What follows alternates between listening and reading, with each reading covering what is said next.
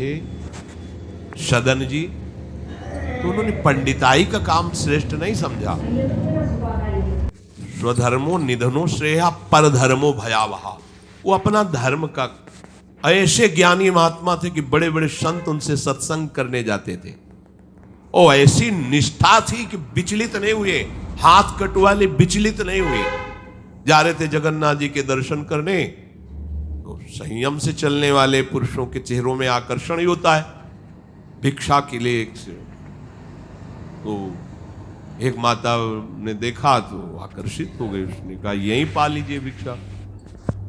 संत हृदय उनका पा लिया। तो आप कहाँ जा रहे हैं? जगन्नाथ जी के दर्शन। तो अब तो शाम होने वाली, यहीं रुक जाइए, कल चले जाना। बड़ा भाव देखा, रुको। वो रात्रि में उनके पास आई, गलत भावना प्रकट की, तो कहा कि तुमको तो ऐसा सोचना भी नहीं चाहिए, तुम्हारे तो पति विराजमान है। तो उसको लगा कि इनका आशय कहने का है कि तुम्हारे तो पति, अगर पति ना होते तो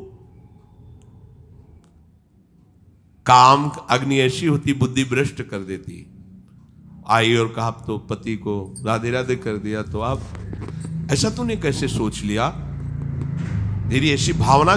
बोले अब ज्यादा हमारे सामने बाबागिरी नहीं, अब हम जो कहें वही कहो, नहीं तो हम जब पति को मार सकती तो तुम्हें अभी पूरी जनता से मरवा सकती, तो उनका प्राण दे सकता हूं, धर्म से विमुख नहीं हो सकता।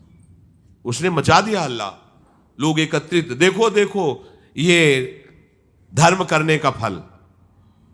मांग रहा था रोटी, हमने इसको बैठ के पवाया और कहा कि आज रात्रि यहीं रुक जाओ। रात्रि में रुका, हमारे साथ गंदा आचरण करना चाहा, पति ने विरोध किया, पति का गला काट दिया। और जाल रचने में माया को देर लगती है क्या? वो मुस्कुरा रहे थे। जगन्नाथ जी बड़ी सुंदर लीला की आपने, भक्त हैं उनके तो सामने भगवान, तो उनके संसार थोड़ी होता है। भक्त केवल भगवान को देखता है, उनकी लीला है। जैसा एक साधु जा रहे थे, तो तरबूजे का खेत था, रखवाला उधर कहीं छुपा हुआ था, तो उनको लघुशंका लगी, तो मेड़ के इधर लघुशंका करे थे, इधर तरबूजे का खेत था। उसने समझा कि कोई तरबूजा चुराने के लिए झुका, तो लाठी लेकर सीधे आया और पीछे से लाठी मारी। अब मस्तक खुल गया, रक्त बहने लगा। जब वो घूमे तो देखा कंठी तिलक महात्मा। तो कहा अरे महाराज, हमने समझा गांव का कोई चोर है तरबूज चुराने के लिए। तो कहा हम तो जानते हैं ना आपको, आप ऐसे ही लीला करते रहते हो। बोले नहीं, हमने पहली बार किसी को मारा है, दोबारा नहीं। बोले हम जानते हैं आपको।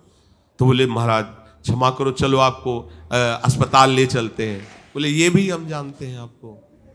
और वो तो अपने भाव में वहां ले गए, डॉक्टर ने पट्टी लगाई और एक आदमी आया और उसने कहा साधु को कोई ऐसा पीड़ा दे सकता है? तुम चिंता मत करो। गरम दूध लाया, मीठा करके पिलाया। कहा महाराज आप चिंता मत। बोले हमें चिंता नहीं, लेकिन हम तुम्हें देख करके कह रहे इतना छलिया हो तुम।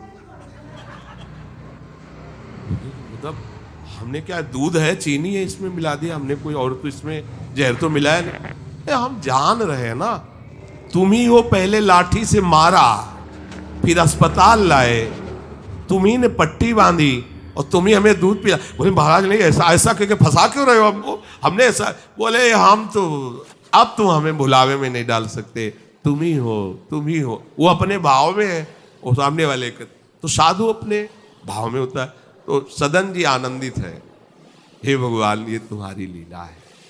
राजा के पास सुबह पेश किया गया उनको बांधकर। उनसे पूछा तुमने अपराध किया? तो उनका ऐसा नहीं। बोले ये आपके, तो बोले जो कह रही है इसमें भी भगवान की कृपा है। और वो इस बात को समझ नहीं पाए। एक बार उन्होंने कह दिया ऐसा नहीं, पर जब दोबारा कि ये तो सत्य कह रही, तो उनका ये भी भगवान की इच्छा होगी, इसमें भी भगवान की कृपा है। तो बोले इनके दोनों हाथ काट दिए जाए। साधु है, प्राणदंड तो नहीं, कितने हाथ छोड़ दिया जगन्नाथ जी के सामने। हाँ प्रभु, हाथ तो वही ले लिए थे, ले जोड़ के प्रणाम करते आपको। अब आप तो सब जान ही रहे, अपराध नहीं, इसलिए देखो हृदय आनंदित थे इतने कष्ट में। और ये भी ऐसे हाथ जोड़ने को किया, नवीन हाथ जागृत हो गए। और भगवान प्रसन्न होकर के, भगवान जब बातचीत करते हैं तो यही बातचीत अपने से होने लगे, तो आप नहीं सुन पाएंगे, जिससे होगी वही सुन पाएंगे। भगवान ने कहा तुम्हारा हमारे प्रति तनिक भी रोष नहीं आया कि बिना किसी गलती के तुम्हारे ऊपर आरोप और ये दंड। बोले प्रभु हर चेष्टा में मुझे आपका प्यार दिखाई देता है। वो करके इतने बड़े महात्मा है कि जहां आप भयभीत हो जाएंगे कि भैया वो ऐसे तो हम धर्म से चलते हैं, पर अब सब जान जाएंगे, दंड मिलेगा, इससे अच्छा चल भैया जैसा तेरा। नहीं, प्राण चले जाएंगे धर्म। और कार्य क्या करते हैं, ये अपने कर्मों को छोटा मत समझो, चाहे किसानी हो चाहे व्यापार हो, छोटी सी दुकान है, अच्छा है, नाम जप कर रहे हो, 10 20 50 100 जो भी मिले, आटा दाल नमक रोटी खाओ पियो, तुम्हारा परिवार आगे चलकर बहुत उन्नति को प्राप्त होगा।